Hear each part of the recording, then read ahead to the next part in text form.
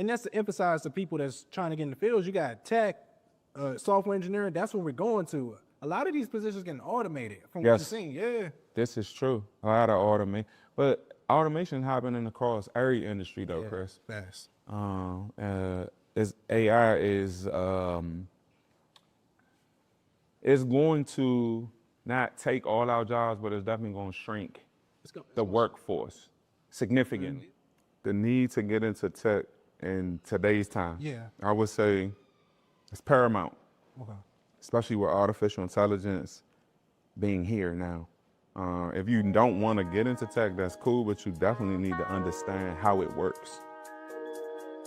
Look, you probably have a security plus, maybe even a security clearance, but nobody taught you how to write poems, or how to test a security control, or submit an ATO package. I'm Chris Okpala. A few years ago, I was in your shoes, qualified on paper, but completely lost when it came to RMF. I had the degree, I had the search, I had the drive, but when somebody said how to test the AC2 control or validate STIG findings, I had no clue what that actually looked like.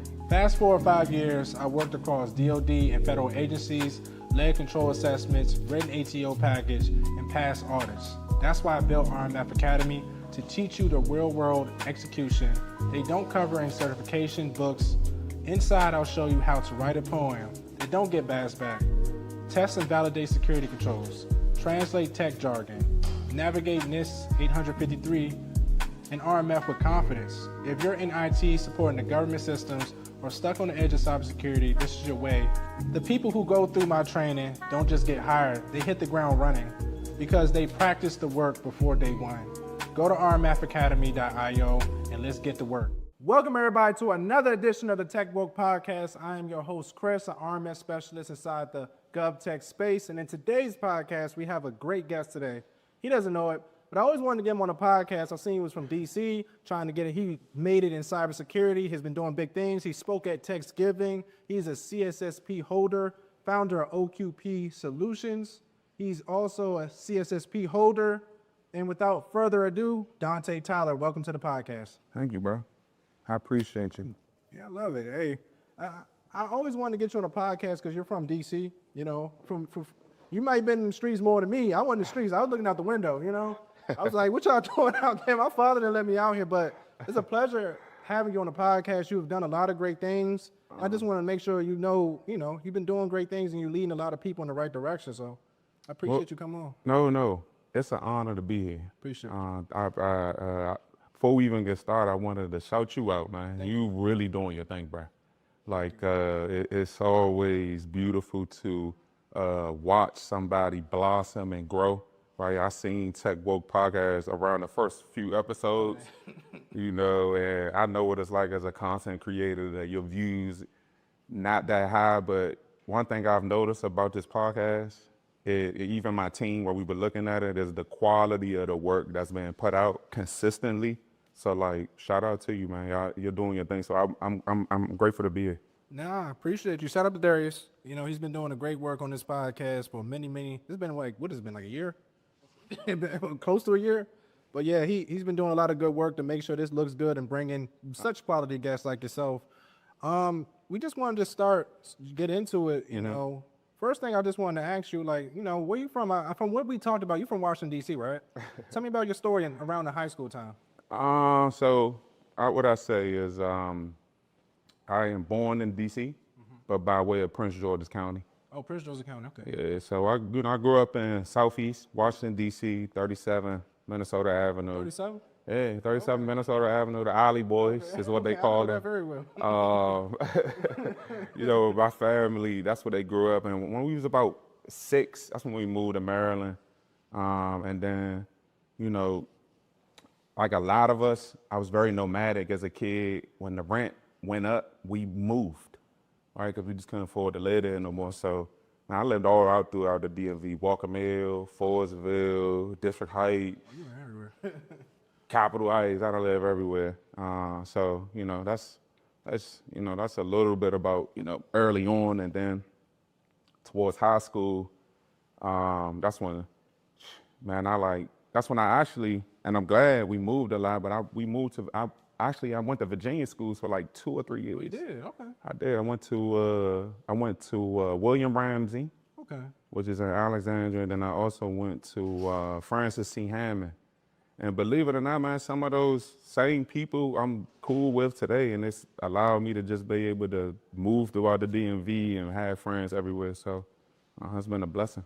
Okay, that's good. So like going to Virginia, you was able to make friends. Did you hoop, by the way? So definitely always was kind of into sports, but you know, not on the academic level. Okay. Right, or in a lot of recreation leagues, AAU, and so on and so forth. No, I understand. So you always been into hoops, you always been into sports, and then after high school, like what did you do? Like what was after that? So kind of like after high school, man, I didn't have a plan. You didn't? I did. I had zero plans when I graduated high school. I actually graduated high school below a 2.0. Okay. Cumulative. Like I can relate. I graduated like a 1.7. Nobody knows that. you know, what I'm saying? it might have been lower than that. I didn't do no work. To be honest, it might have been lower than that. Maryland had passed a law that, I don't know if you remember the HSAs. Oh, I don't know nothing about the Maryland. Okay, it was like a curriculum where it was like these high school assessments that Maryland had came out with, and you had to pass the HSA in order to pass, like to get out of high school. So even if you had good grades, but you didn't pass the test, you couldn't graduate. Oh. I ended up passing the test, but I ain't had a grade. So, you know, by the grace of God, I was just able to pass on through. And then after high school, I was like, to be honest, I was in the streets. No, I understand. Okay. You know, I thought that that was cool. You know, it wasn't really too many more opportunities that were available to me at the time. So, you know, waking up every day like no purpose, just going outside. And then I started working at Giant. Oh, you did? Okay. I started working at Giant in Bowie. Okay. And I was working in the deli. But you was cutting the meat down there, boss. I was with the head net on. With the head. With the head net on, and it wasn't a good feeling. You know, I'm 6'6", 230, so imagine me with a hairnet on. Yeah, they're like, what's going on? You're supposed to be in the league, bro, of college, Like, you know. you behind the counter asking me, you know, do I want a boar's head or? Can I get a couple pounds of ham, you know, some turkey, you know? And that's no disrespect to, you know, the people in the deli right now, because I do appreciate those people, right? Because I've served, right? So I know what it's like. I just didn't want that for me. And that's when I started making strides to position myself just to be better. And at that point, I still didn't even know tech was the way. So you just want to make money. That was the all being all. You need to make some money. Because I was in your position. I graduated. I thought, from me, I went to Friendship Collegiate. I'm thinking streets is the only way. I'm not a street person. Mm-hmm. So I'm like, listen, it's either military or school for me. So it's like, what I'm going to do? Yeah. But at the time, it wasn't tech for me. But like what are some of the endeavors outside of the deli that you thought of trying to get money? Be honest. Yeah, be honest. Scamming. Yeah. You know, street life, and that wasn't because I really want to say that really wasn't because that's what I really wanted to do. At the time, it felt like I didn't know anything else. Right? I grew up in an environment where that was like the norm to do those things. It wasn't. That's how you got money, right? Yeah. So my environment shaped me, right? But luckily, I was able to escape some of those environments and get exposed to some different people who showed me some different things and how to get money. I got you. So like, when did you start like making that transition to tech? Like you did everything, you're trying to make some money. When did you get your first introduction? You know what? That's funny. My cousin, she helped me. Shout out to Angel Jordan. That's my cousin. Shout out to Angel. She essentially helped me pass the Security Plus 401. Oh, that's the ancient one. Listen. That's the one when I was in college. That was the one. 401. I couldn't. Yeah. And this was when Security Plus was like, you know, DOD had just passed 8570. They just passed it. Everybody can get a job at that time. And if you had the Security Plus, it was like, you know, you you could get if you could have the security plus and you could say or spell security, you could get a job. Fact. Right. Fact. So that, believe it or not, man, I'm out here. I'm applying to jobs. So I apply for DC government. Oh, you did? But I'm applying to replace the batteries in the cameras in the city, right? And that, because the batteries in the city, the cameras in the city run off batteries. Okay. So I applied for the job. It was like 15 or 13 an hour. I'm ecstatic. That's a lot back then, trust me. This is like 2013. That's great money. It's like Right. 50, 60K. So I'm thinking like, man, this is good. So I'm going through this staffing agency, and the lady calls me. She like, hey, I got your resume. I see you applied for this position. That one's actually closed, and we already hired it. But after looking at your resume, like I think you could fit into this service desk position we got. And at the time I'm like, okay, I'm just going with it. She said, yeah, you can make $22. I said, okay. That's bag back then. And never knew really anything about service desk at the time, really. And I got the job, and man, I was changing passwords, and resetting accounts. How did it make you feel though? Like when you first started getting into that? Like, I mean, at the time, it felt really good. That's good. At the time, it really did feel good, just changing passwords. But after a while, it got a little bit redundant. You think about like dipping out of that? Like, yes, but to be honest, I got fired. Okay. I got fired from that job, but when I look back on it, it was me being comfortable there and God, kicking me out, saying, okay, all right, it's time for the next thing. There's more. You seen more in you. It's like you got to get up out of here. There you go. Which turned into me getting my first job at the Pentagon. Okay. All right, so I get fired from DC government, and then I'm on Monster. Got my resume out there. Old joint. I'm telling you, I might go back on. This is way before Indeed really was the go-to. Monster. I put my resume up there, and then and I'll never forget, Chris. It was a woman named Stephanie Thompson. Shout out to Stephanie. Link Solutions. She called me up. She said, "Is this Dontae?" And I'm like, me, Chris. I'm like, we come from unknown numbers calling you and saying, "Hey, is this Dontae? This the feds. Is this a bill collector or something like that?" So I'm like, who's asking? Like, who's calling? And then she identifies herself, and she's like, we got a tier 2 desk side position at the Pentagon supporting khaki. Mm-hmm. So I'm like, yeah, this is Dontae. She straight up, she asked me, she's like, hey, I went through your resume, you had the security plus, can you pass a background check? I'm like, yeah.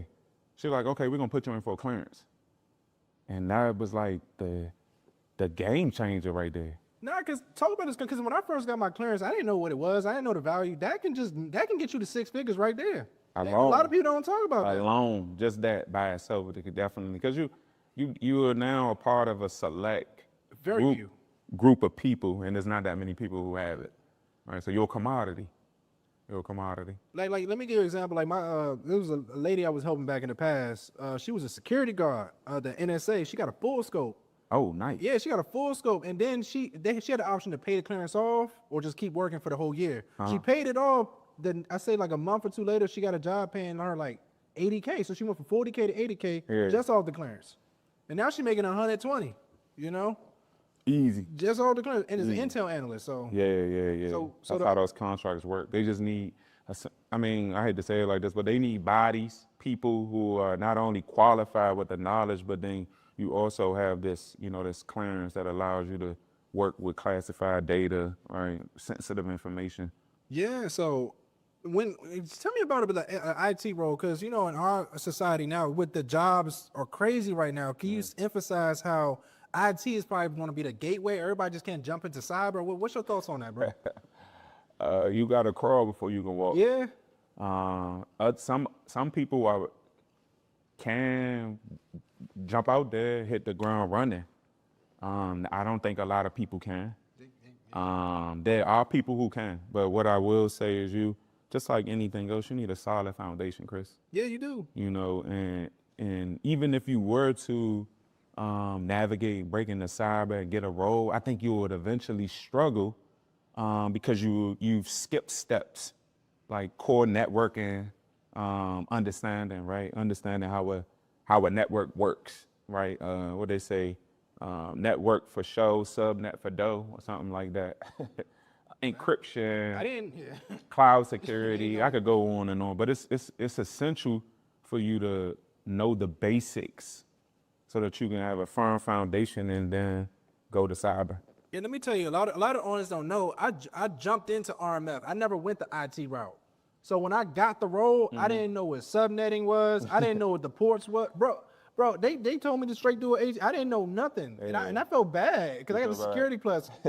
Like you with this, did you get the security plus with the Pentagon? Because I know you had you got the security plus, like, but can you emphasize like to the audience, like, people think these certifications are really going to get you right, but you know you really just need to go learn some projects, right? Yeah, definitely. You need the piece of paper. Yeah. 100%. All right. The piece of paper, what it does is distinguish you from the people who don't have the piece of paper.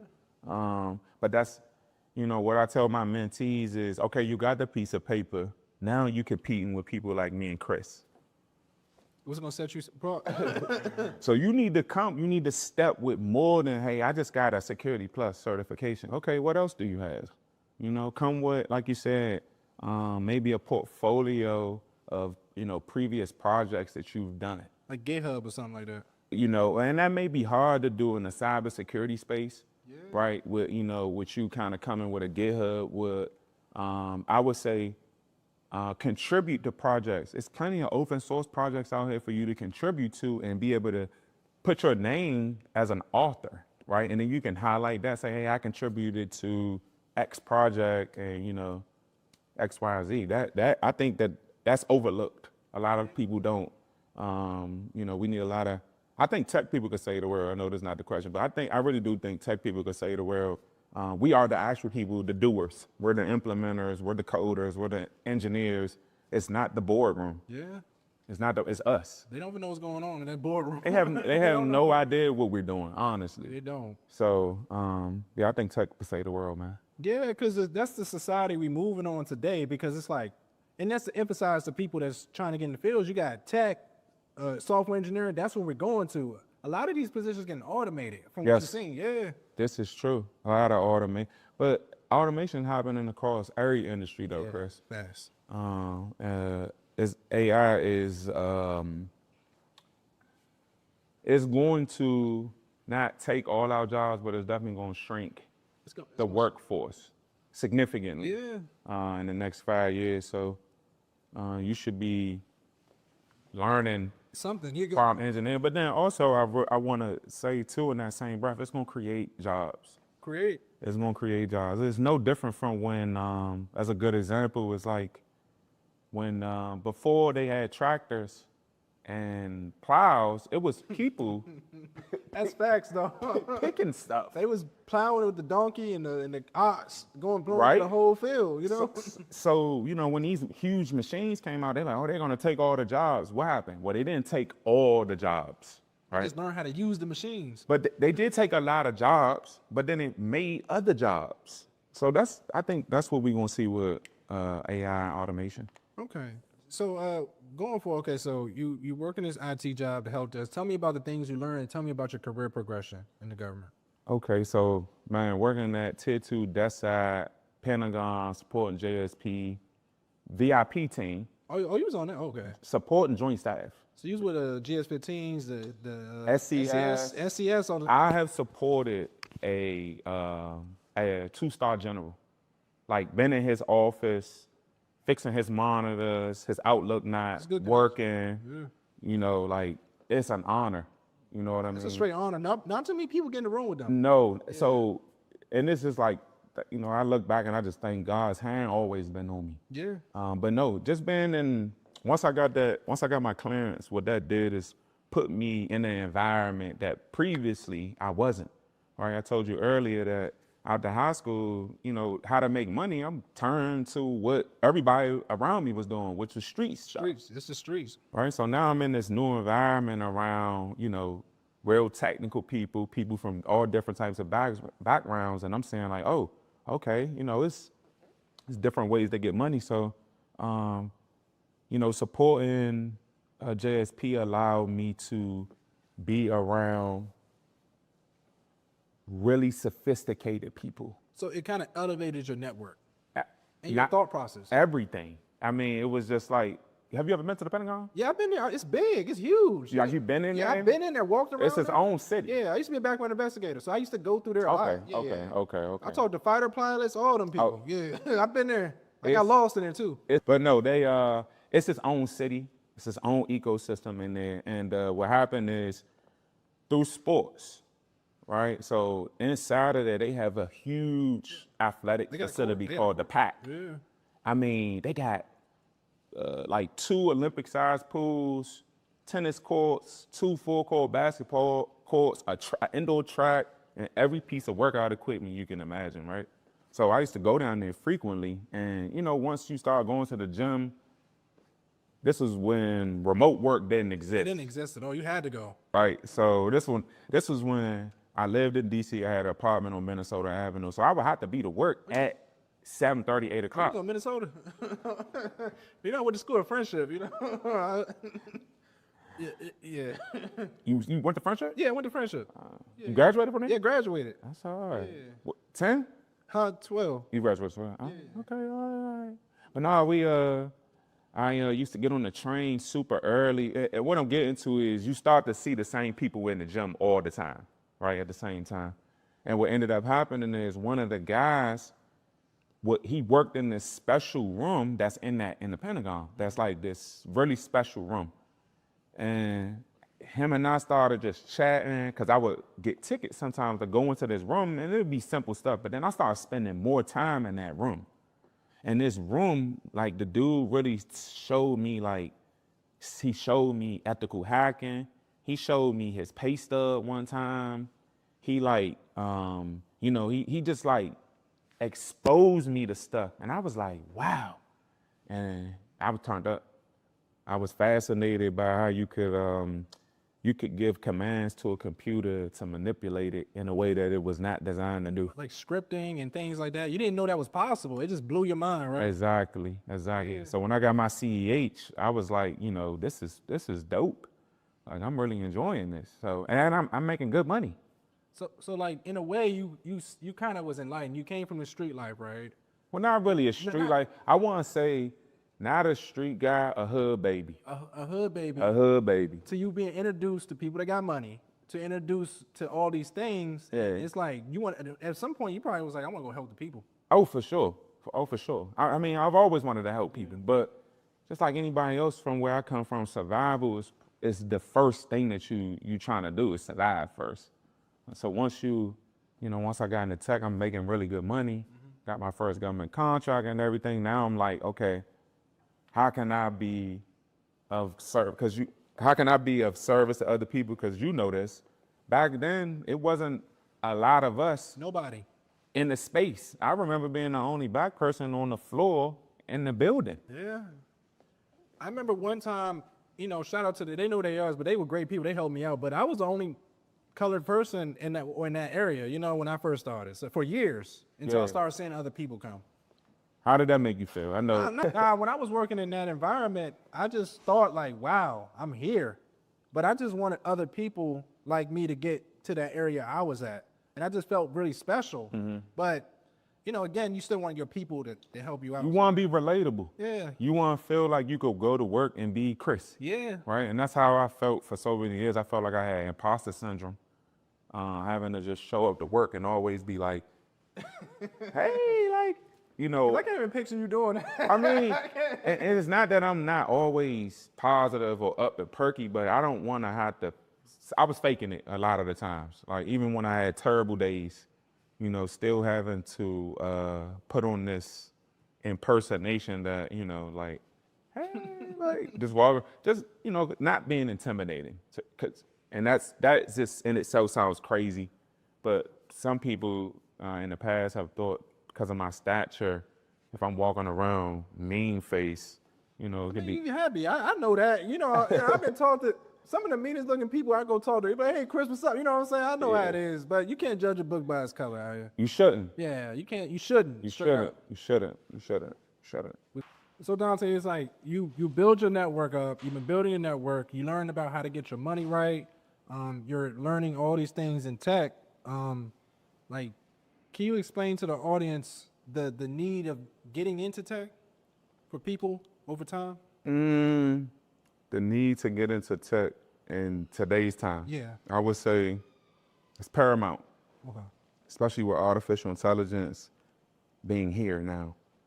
If you don't want to get into tech, that's cool, but you definitely need to understand how it works. Yeah. But for those who look into, you know, the importance of getting into tech, I think, you know, if you, first of all, your money is digital. Yeah. It's finna be all digital, right? Crypto. I don't know how to invest. Tap and everything. So I think it's just important. Tech is so integrated in our lives. It's like, are you really gonna keep going around, keep not learning, and just, you know, convenience, right? So I think it's super important. Yeah, so it's a lot of people trying to get into cybersecurity now. I know you've been in the GovTech space. You started a contracting company, but Yes, sir. Everybody wants to get into cybersecurity. But do you think the federal government is still viable? I'm starting to question it myself right now. That's a really good question. Yeah. Yes, it's still viable. You think it's still viable? I think it's still a huge shortage of cybersecurity positions, even with artificial intelligence. There is definitely a changing of the reins, right? New administration, we've seen, you know, the normal big companies that we know, right? Deloitte, the Booz Islands, right? The khakis of the world. We seen these headlines of them getting their contracts cut. But we also, you know, like you said, I got a contract company, so I get federal news all the time. They send awards out every day. Look up the last politic contract that was awarded last week. I think it was around $500-something million. That's it. So what's happening in the space is the companies and that we normally used to knowing who have the work is moving, right? The money is still there. The contracts are still going to flow. The work still needs to be done. They need experts. You just have to understand where the industry is going to position yourself so that you're not behind. And then you need to network. Yeah, because it's like, for me, I'm experienced. We both experienced. For me, I can speak for myself. I've been applying, and I haven't been getting no hits lately. So I'm like, Really? Yeah, I haven't. No getting no hits. hits. Just to kind of test the market. I'm getting denied. I'm like, bro, I've been in this field a minute. Really? Maybe it's not the right company. Maybe it's just the clearance. But and just so to also piggyback on Palantir. So you said Palantir. All I'm hearing is the big companies. I'm not hearing none of the small companies getting the contract. So that's how you got to understand how the government contracting ecosystem works, right? You know, it's going to be those mega companies like a Palantir who are going to have the capacity to support a $600 million contract, right? When you have 5,000 positions, that's a lot of people. Yeah. You know, not only do you have the people, but do you have the knowledge, the wherewithal to actually do the work, or are you just saying it? So what happens is the Palantirs get those, but then to meet set aside contracts or special contracts, they partner with a small business like myself, and then that's where we get a piece of the pie. Oh, okay. That's where we get a piece of the pie. So the work is still there, Chris. So okay, so I just want to make sure, because I know the audience, there's a lot of people I talk to, and I just want to make sure they get that out and get mine out too. And I was like, I feel like what roles are you targeting? So for me, I'm focusing on RMF. Okay. But the thing I'm learning about RMF now, I have to get my CSSP. Okay. So I think that's the thing too. Yes, sir. I need to go get one of my AI, get some AI. Yes, sir. I think I got to get my cloud certs. So Yes, for sir. me, I think like you said, there's jobs. I think for me, just looking at myself in the mirror, I just got to level up. I've been stagnant, you know, so I need to level up my, even though I know how to do the work, Yes, sir. I need to level up, yeah. I've seen a lot of people get into that space where they experts at what they do, and they feel like they don't need the piece of paper. You need it. But we're saying that it's a balance. It definitely is a balance. But you should definitely be aligning yourself with, you know, where, like I said, where the industry is going, new technologies, like you say, cloud, artificial intelligence, and to position yourself as a value add, right? Just put yourself in place. Especially if you're looking to break into the industry. Yeah. So right? what about for breaking into it? Like, what should somebody do? Like, because I don't know what to tell nobody. I'm working with clients. I'm working with mentees. I'm like, it's getting to the point I don't know what to say. I'm just gonna say keep applying. I don't care what they say. Apply like 20 jobs a week. But what we doing? You know what I'm saying? No, you know what, Chris? I gotta be honest. I've run into the same things with my mentees. I do have a coaching program, and a guy just came through there, and he's struggling to even get responses. Yeah. A few things that I've given to him that are like, I think definitely gems are the position titles that you type in, right? So maybe instead of RMF or like ISO, maybe look up systems engineer. Thanks. You know what I They mean? change the titles. Because same role or kind of similarly doing the same thing, right? But systems engineer, cloud security engineer, right? And but it won't be labeled under ISO because they changed system It's analyst, the name, and this is description. So you're saying to focus on the description more, right? but just put different names. That's really it. So it's not only that, but then it's also what I've told him is he was fortunate enough to already be at a company, but he just wasn't working in cyber. So he's on the IT team and he wants to break into cyber. I just told him like, dude, start doing more than what they ask you to do. That's a good gem. Start showing up early, start staying later, and start volunteering for projects. And shortly, I only been working with him for about less than 100 days. He's already got promoted at AWS right now. Already got promoted because he went and got his cloud practitioner. He had his Security Plus. He had a Google cert, and he stepped out. He went and got the cloud practitioner, and he's about to get the solutions architect. So like success stories, but nothing worth having is going to be easy. So you gotta keep applying. But Yeah.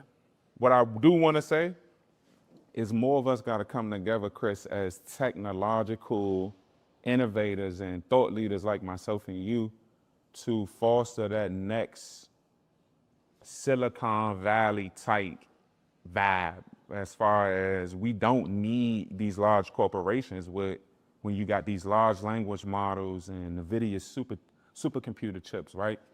All it takes is a group of like-minded people to come together to develop some type of software or platform and start selling it. But do you think that's going to happen though? Like I've tried and It's already happening. okay, it's already happening.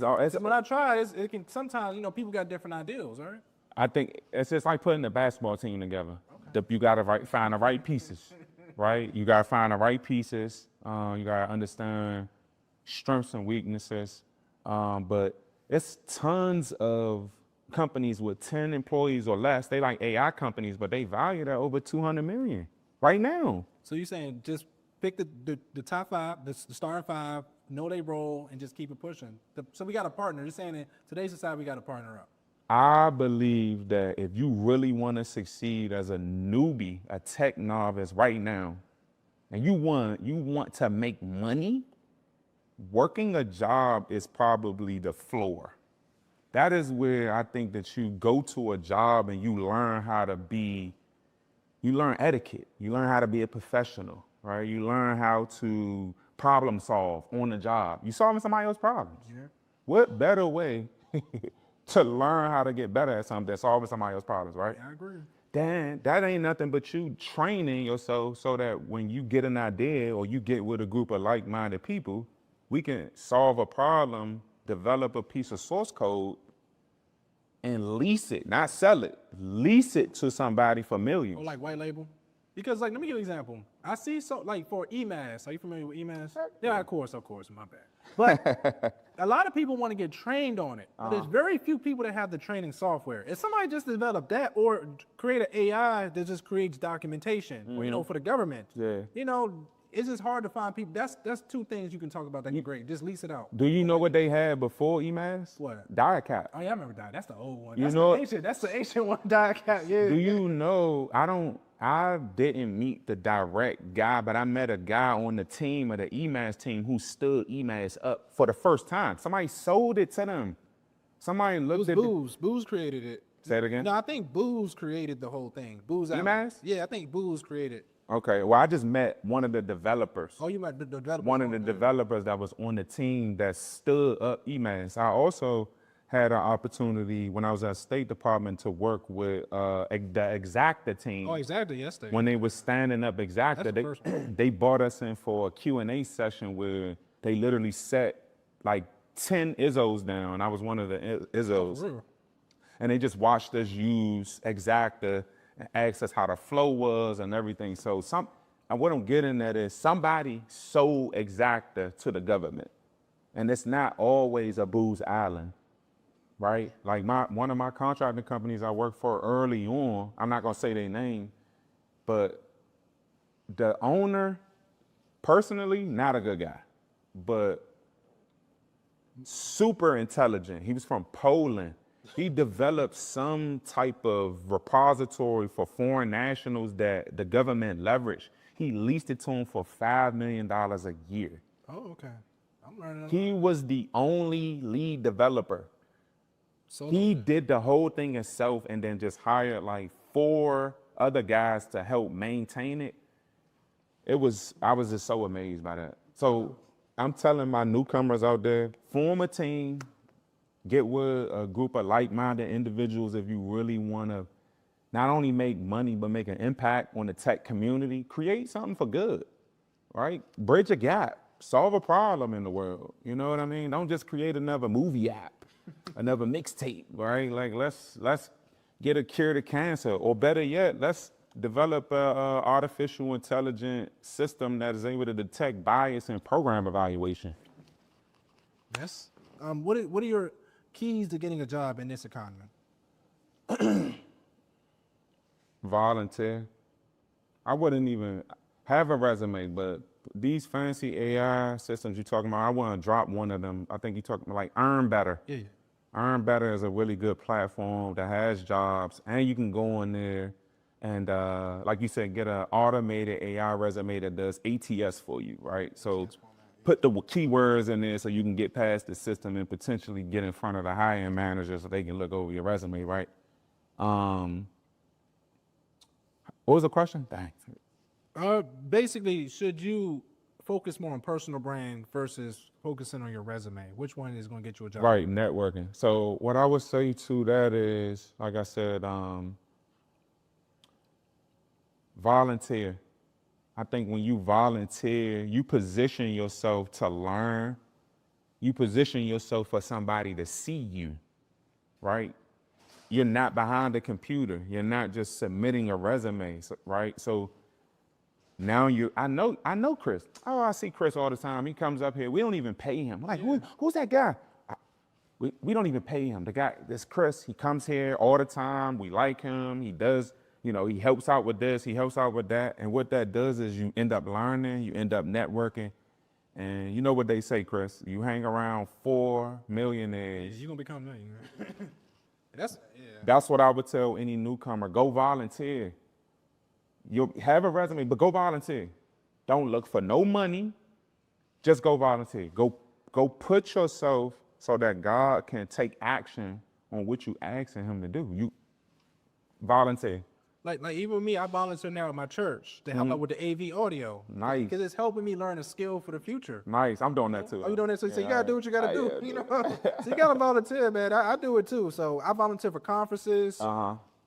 I do what I gotta do. Hey, if it gets me in the room and it helps me learn a skill, so do what you gotta do, audience. But also be ready to add value when you come into the room, right? Don't come in the room like this, right? Like with your hand out, asking, begging, pleading for an opportunity. No, that's where the work comes in while you're volunteering. Don't forget to hustle while you wait, right? Like make sure you training daily, right? Whether that's reading article on what's going on in the world, even though it's always shifting. Always. Studying for some type of certification. Just keep going to networking events, staying relevant. Because even when you met me, you already said I don't have to. When I asked you to come on, you was like, I already know who you are. You know For what I'm sure. saying? You already know. Oh, for sure. That was an honor too. I was like, yeah. I was like, But you see. obviously you don't know this, but one of the things we in the tech community is not that big, right? Small. So you see people's stuff. Yeah, I see. Whether you want to see it or not, right? Yeah. So I seen your stuff, but what really was the game changer for me was text giving this pass when somebody that I really respect in the tech space was like, yo, that's Chris. Y'all need to hook up. Good dude, and spoke very highly of you. I appreciate. Yeah, that's No, good. like very highly of you. And I was like, word? She was like, yeah. And then literally, I don't think you know, but she introduced us, but I don't think you probably don't remember. I know. It's all good. It's all good. It's all good. It's all good. So like I said, you see people in the tech space, and some certain people that's like they really doing their thing, like they committed to it, and you one of them people. Yeah. So tell me about your journey, cyber hygienist. Tell me about your social media. Tell me about government contracting. What got you into that? I know it's a lot. I threw it all at you. You good, bro. Man, cyber hygiene was just God has just been good to me, Chris. I'll be lying if I ever said that I knew I wanted to be in tech. I knew I was going to be a business owner. I knew I was going to write a book. I knew I was going to be an international speaker. I knew I was going to develop products. I didn't know any of this. I literally had no idea. God led you. Just God has had his hand on me. Man, pandemic hit. I'm at home like everybody else. Chilling. I'm chilling. And, after, 6 weeks of playing Call of Duty, I'm like, okay, this is old. I got to do something else. You was ranked. I hope you was ranked at that point. You know what I'm saying? But go ahead. So, it goes from, it started as going back to, okay, I got a nice job in tech, but I'm still waiting on a check every 2 weeks. I'm seeing and I'm getting exposed to more and more friends as I start traveling the world. I'm seeing people like, wait, you going to the gym and you running on the beach at 10 in the morning? This is before remote work. Okay. So I'm like, wow, how did you even get to that life? So it starts to come back to money, right? It starts to man, I need more money to afford this lifestyle that I want. And I started looking into, I was listening. You remember Clubhouse? Yeah, no, Clubhouse was the popping. So it popped off during COVID. So I was on there and listening to this room, and this guy was talking about digital products. And I was just like, what is a digital product? What is this? He keep talking ebook. So I'm like, okay. Go down the YouTube rabbit hole. YouTube tell you though, it'll give you everything you need. Everything you need, right? Go down the YouTube rabbit hole, end up on Reddit. That's another one. Stop sleeping on Reddit. Reddit's a gem. Stop sleeping on Reddit. It's a lot of, stuff on there, but if you sift through it, you can find some golden nuggets on Reddit. Like, people be sleeping. Reddit, YouTube University. I learned how to create a digital product. So it all came to me. I'm thinking in my house, I'm like, wow, Chris, you've been in DOD before, so this was early on. We had the same security awareness training 5 years in a row. Yeah, every year it's the same one. The same exact one, right? But they changed it recently. Slowly. Yeah. It's hard now. It's hard now. I ain't gonna lie. No, it is a little bit challenging, right? It is a little bit challenging, and you can't. It won't let you go to the next one until you answer. You have to pass the quiz. It took me I'm gonna leave that alone. It took me a lot of tries, recently. Nah, for real. But no, prior to them changing it, it was the same test 5 years in a row. So here I am, 2016, 2017. I'm going through that, and now the pandemic hit, and I'm thinking about, oh man, I want to create an ebook, but I'm like, what do I create an ebook on? I'm like, well, I do cyber. I think back to this test. To the awareness training. So I'm like, on that awareness trainer, they literally had CD-ROMs. I'm like, our computers don't even have CDs to put it in no more. They don't at all. So I'm like, why is this on the training? No removable media. So that sent me down a rabbit hole. So I really started to ask myself questions like, when is the first time a person receives their security awareness training? most times, if they lucky, it was on a job that requires you to be around classified data. But if you don't have to be in that space, then you probably not getting the security training. So I was like, bingo, that's my lane. I'm gonna jump into creating this book. I looked up a bunch of stuff on like Know Before, because at the time, Know Before was like one of the major leaders in the security training space. So I look up Know Before, and essentially I use Know Before as my basis to develop cyber hygiene, right? Which started out as just like an ebook just to get money. And what that eventually evolved to, Chris, is I dropped the ebook, misspelled words and everything in the book, right? To my surprise, why the book go number one? Oh, it did. On Amazon. It went number one for 2 days. Sometimes you gotta put it out. 45-minute reads, the book goes number one. If you don't believe me, look on my Instagram. It's on there. It's on there. I couldn't believe it. And I'm like, what is the chances of me going to the and seeing it number one? Screenshot it. So it goes number one. I do really well. But then I felt like it was more that was needed to be done. So I ended up turning the book into a workshop where I'm like, all right, well, I need to teach people this, not just give them a book, how to monetize it. Cause now I'm quote unquote a business owner, right? Cause a government contractor, and I'll tell you that story, like how the company got formed and everything, but turned it into a workshop. And now, man, we go around the world teaching the importance of cybersecurity to communities, senior citizens, and business owners. Yeah, I seen the airport. You everywhere telling everybody, so I know. I seen it. Right. So that's the other piece is, my team. We wanted to resonate with this newer audience because everybody's attention span is so short. It's like 10 seconds. Right. So they was like, yo, you got to go create some shorts or something. And they've been pushing me to do that for a while. So that's just another way is like to get people attention, right? Get their awareness up, right? Increase their cyber IQ. So that's like how cyber hygiene was born, and that's how what is birthed into this talk show. Yeah. And the digital products, trust me, you can make some, if you really know what you're doing, you can make some bread off that. I've seen it. You can make some bread off that. You definitely can. And it's also helping the people the right way. For sure. You got to put it out there. I don't care if you got no, and they didn't have AI back then. No. You had to write that joint on. No, they didn't. I definitely had to write the book from start to finish. But I had YouTube University show me how to like take it through Upwork, get you a book editor, but it still had misspelled words. Yeah. And I think it do still to this day. We have it probably make it better. No, and that's why I literally left it like that, because I want to always look back and be like, wow, that was just me stepping out on faith, and look at it. Like let me give you an example. Like even when I started this podcast, I used to film literally with an iPhone. So to be honest with you, some of those videos did better than some of the ones I got. Yeah, literally off the whole thing. I be feeling like when you first start, it's so much better. It's fun. Like you more hungry. Yeah, it's fun. Yeah.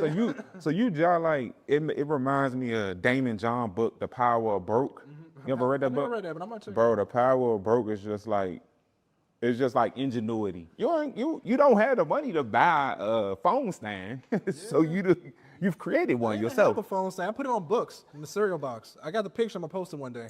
I literally put it on the cereal box. You know what I'm saying? Yeah, like I ain't gonna show ingenuity will really drive innovation, which money will follow that. Yeah. Right. So, but you got a passion too, because it takes a lane and I'm learning from entrepreneurship. It takes years to get to that point where you're making the bread, but it takes years of giving till you receive.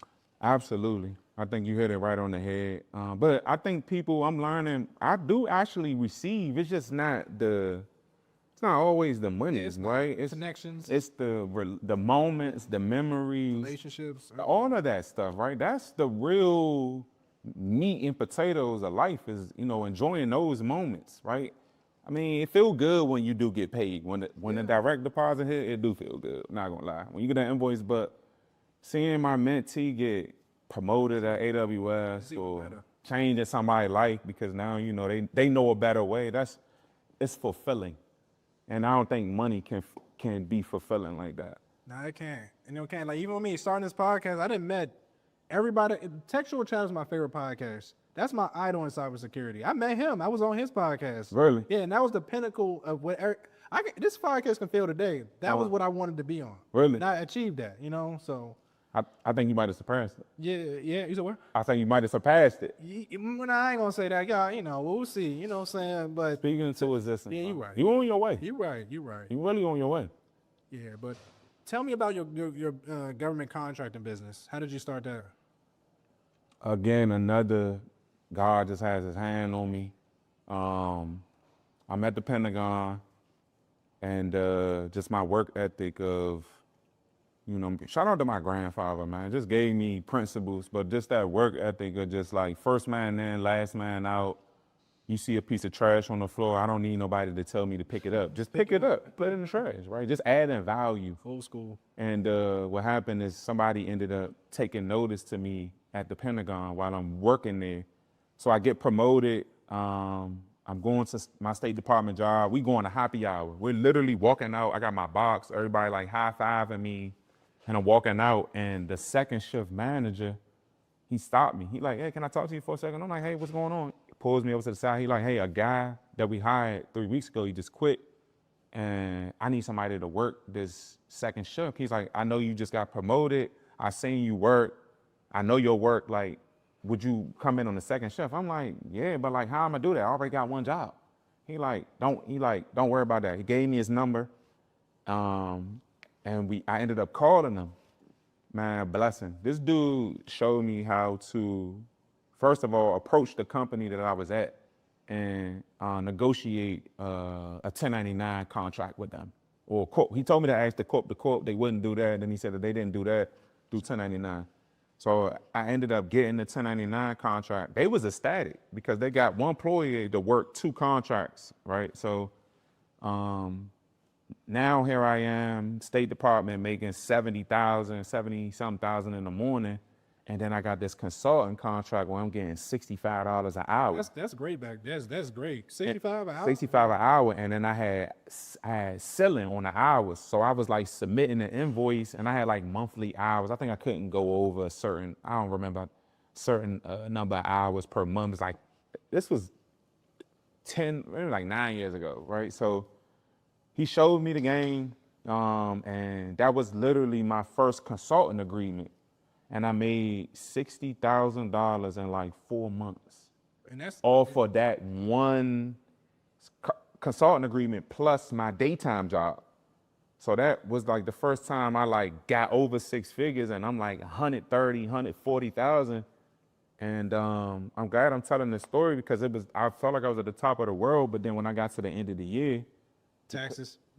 Because I wasn't knowledgeable, I didn't have the right people around me. I just didn't know. I got a $30,000 IRS tax bill for the tax season. And the only thing that saved me was I sat across from a millionaire at State Department on my day job, and he told me to stuff my 401k. So I was able to deduct $17,000 off of the $30,000 because I had put that money away, right? So then I ended up owing like, I think 12, 13,000. I was able to pay that because I had the money. So it's just, man, God just had his hand. So since then, this is how OQP was birthed. So this is why I'm telling the story is the tax season hit, and I'm like, all right, that's not gonna happen again. I'm like, I'm an individual. So I started talking to people, started learning. They like, you gotta start a business. So I'm like, okay, start a business. So I go get an LLC, and now OQP is born. But I don't think I've been really running the business. I think I've just been like, I don't know what I've been doing.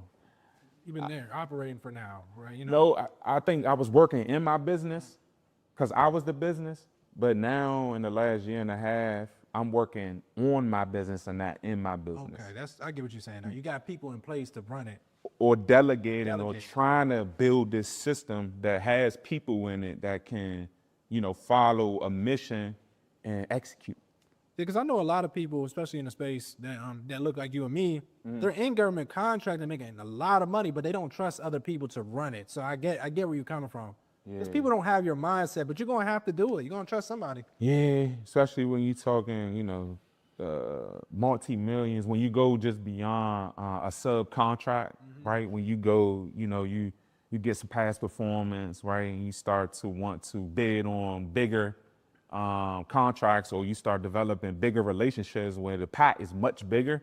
you take on more responsibility, and you can't be everywhere doing everything. You can, like, even this podcast, like, slowly, I'm going to just, even if I just got to hire a VA just to do one thing for an hour, you know what I'm saying? That's smart, brother. Just slowly work it up, because I Yes. can't, it's a lot. Because sometimes I miss on calls, I miss on Yeah. this, but, you know, if anybody watching, hey, listen, I'm trying to make the world a better place. You know what I'm saying? But, you know, you got to do that so you can free up your time, because you can't do everything, you know? Did you learn that though? I learned that from talking to people like you. Okay. Like for me, I talked to, shout out to Markeisha, I talk to her all the time. She taught me a lot of the business games. Like, she has people in place to do certain things. So she, Everybody does. Yeah. Don't let them fool you. Yeah.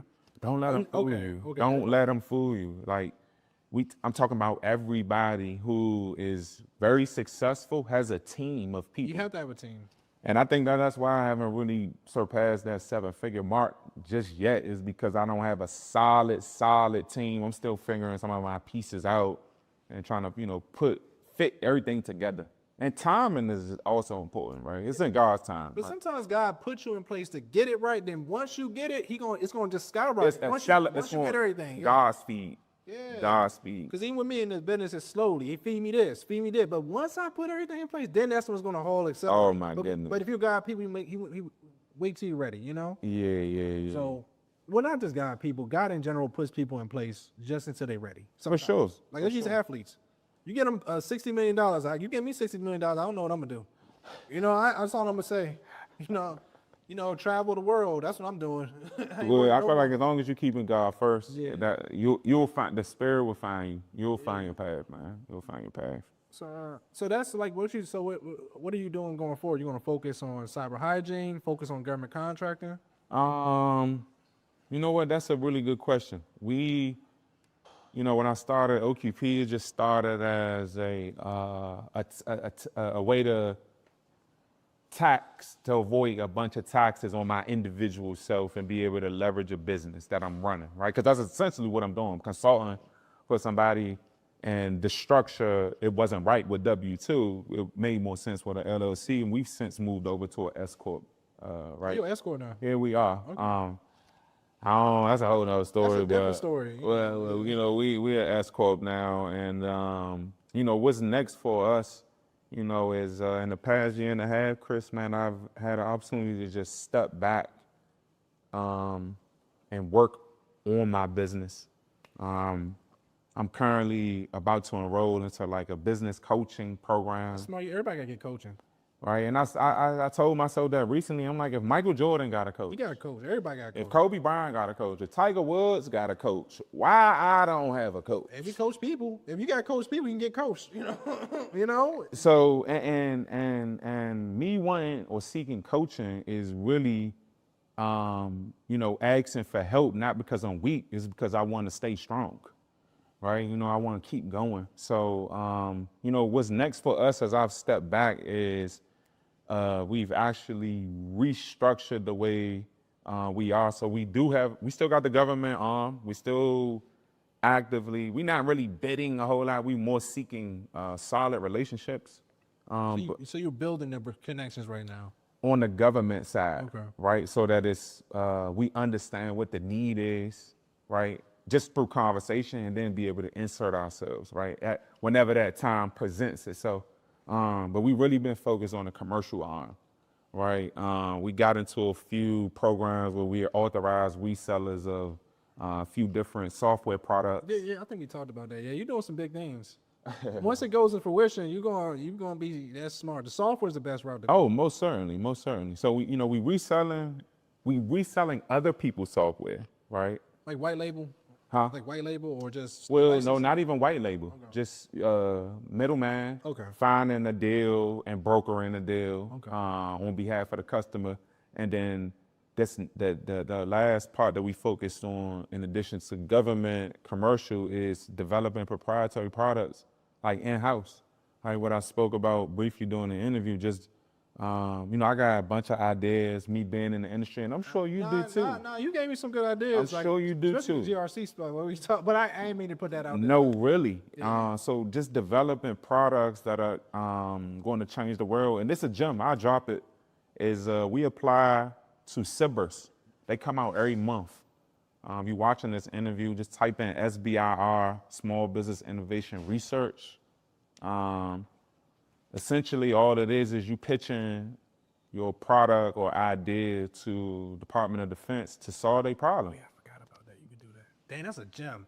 And I forgot about that. You can definitely pitch to any government entity. Yeah, but most times you're not just straight out the gate like pitching. What happens is just like any other RFP, they put out a solicitation saying, hey, we got a problem to solve. Like an example, I don't think it was this month, I think it was 2 months ago we were looking at it. They wanted somebody to develop a piece of hardware that you can get to the warfighter in the field. He can take it with him. And if he comes across something that's contaminated, water, some type of chemical or something, he can take a sample of it, put it into this hardware kit and get it back. That's crazy. Get it back to base so they can do testing on it or whatever.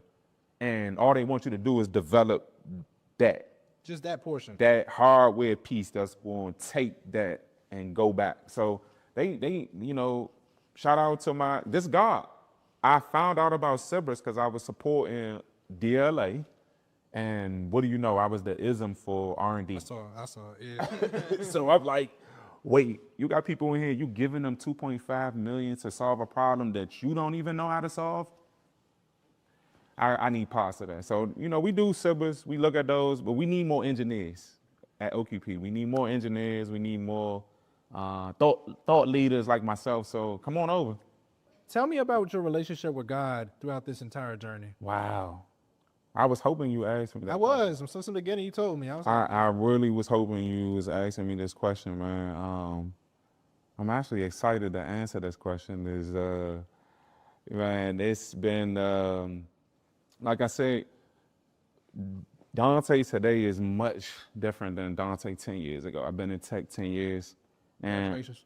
Thank you, man. I appreciate you. I can't even believe it sometimes. I'm like, we the OGs now. Yeah, basically. I be like, wow. Unks. We the unks now. I've been more stepping in my faith lately, like aligning myself with the good books. There's not just one, good books. I just believe in a higher power. And as I actually read the Bible from front to back, and I think back to like just moments over my life, I'm like, wow, this man literally been like, that's why I keep saying his hand been on me because he's just been putting me in places. And I'm like, wow, that's not a coincidence that happened like that, which led to this, that led to that. So it's like a series of events. So now, man, I got so much appreciation for God's grace, his favor, his patience with me, because I ain't always obedient. We ain't perfect. We ain't perfect. And, this next step that OQP is finna take, we've adjusted our mission statement. And I want to drop it here, which is we are aiming. It used to be we just wanted to win $100 million in contracts so we can give jobs to Black and brown people. I really still do desire to give people their first clearance. That would bring me so much joy in my heart to give somebody a clearance and watch them like know that their life has changed. It changed forever. It's literally. like forever. You're gonna be able to make some money. Have some money, no matter what. You're gonna get some money. You just don't mess it up. Yeah. But you can always make some money, or just give them some skill sets that now you can go fish for yourself. And through that, it's just, man, it's just growing in my faith is just giving me so much appreciation for the journey that I've already been for. And what OQP is aiming to do is we want to be the largest faith-based tech business in the world. I've already had God with me, right? But now I'm like, he really with me, we stepping with him now. It's, hey, do we go after this contract? It's, hey, do we hire this person? So that's what we looking to do next, man. Now, I can't wait. You kind of jumped ahead of the questions. I was going to ask you what's your goal for the next 5 years. You already answered that, so at least you answered that. I can't wait to ask you that again in 5 years, or probably shorter, probably like next year or two. I always ask people that because I just want to. I believe in speaking things to exist. The Bible talks about the tongue, something. Speak breath for life, and then Yes, sir. And I got quote. I don't have the right verse on me. I'm sorry, but yeah, that's what it say. But I like to say that. Nah, you good, bro. Yeah. You good. So, what is like one quote you want to lead the audience with? And if they're in their tech journey, it's a lot going on, the administration. What's something you want to lead them with so they can keep going with their career? So that they can keep going. Like keep pursuing that career, because a lot of people are giving up on tech. They are? Yeah, some people giving up. Wow. Faith without works is dead. Facts. You can submit all the resumes you want. You can go get all the certs, but if you're not putting in the work, I just don't see how it's gonna happen for you. The only way to get to one side of the room to the other is to move. So you can have all the faith you want, but without works is dead. So that's what I would say to anybody, not just a newcomer, anybody. That's a bar. I actually might steal that. I might leave that for the quote for the podcast. Like that's faith without work. Faith without works is straight dead. It's dead. It's dead. It's dead. It's not going nowhere. Yes, because I talk to so many people and they be like, I did that. You're not, because even when I applied to almost 300 jobs. I was doing Uber. I was working in Giant. Like you said, I was putting bags. I did what I had to do. And I kept doing it. So you got to put in the work until he rewards you. And keep putting in the work no matter what. I think most people look for a reward and they're not doing it. They doing it for the money, which I'm not mad at. I did it for the money and being I started that way, right? But then you end up, after you get it, you find more, right? People just got to stay persistent. It's not going to be easy. It's not going to be easy. But faith without works is dead, man. Keep God first. And I think if you do that, you keep focus on Him and you just keep working. Yeah, you'll get it. I just wanted to thank you, Dontae, for being on this podcast. Truly, this is probably one of my favorite podcasts of all time. I think you just saying that. Seriously, I'm dead serious. I don't say that. I don't say that because this one really was good. It tapped into things I wanted to know about and just subject matters that people don't want to touch. And I just like how you was just willing to just talk about your life and talked about where you came from. So, I appreciate you. No, I appreciate you having me on the show, man. I look forward to coming back. Yeah, you definitely gonna come back. I look forward to coming back. You did a great job. Before we get out of here, man, I definitely I want to give you your flowers again. Keep going. Thank you. Don't stop. I want to see this podcast evolve. I don't know to what, but I would love to see you continue to climb the ladder and be like, yo, I know Chris way when he just doing podcasts in the apartment. You know what I'm saying? Now, you got your own studio podcast and you getting sponsorships, right? That's why and I'm seeing it. From when I seen you, I'm seeing you do the same thing I'm doing. Just keep excelling and going up. So now, man, keep doing this so that individuals like myself have somewhere to come and be able to, drop the gems and keep it real. Now, you always got a home here, trust me. You know what I'm saying? It's going to continue to grow over time. Yes, sir. And then no matter what, the whole mission for me, so the audience you can know, is to serve y'all, to make sure y'all get the knowledge that me and Dontae did not have. We didn't have, I could say a Simone Bees, or we didn't have all these tech influencers. It was just literally, we just had to figure it out and fail when we did. We didn't have it, because in the government space, it was taboo to talk about certain things. Or you didn't even have access to a training platform that was similar to EMAS or a SIM tool. So it was like, Udemy didn't exist. It didn't. You didn't add these platforms. So now I'm blessed, bro. I'm blessed. Thank you, everybody, for watching the podcast. This is a great podcast for me, and I hope the audience, y'all got a lot of knowledge from it. If you're watching on YouTube, remember, like the video, subscribe to the channel, comment down below. Make sure you share the video to anybody that needs to understand how to get into cybersecurity. Check out rmfacademy.io. It's where we have a lot of knowledge on how to get into GovTech. Also, how to get into RMF, learning different things that a lot of people did not teach me when I got in, like learning how to do POAMs, how to do ATOs, learning how to be an RMF specialist, period. Check out the Patreon. Go on www.techwokepodcast.com, cop some merch, check out the website. But remember, everybody, get 1% better every day. And remember, Faith without works is dead. Peace out. I see you on next one.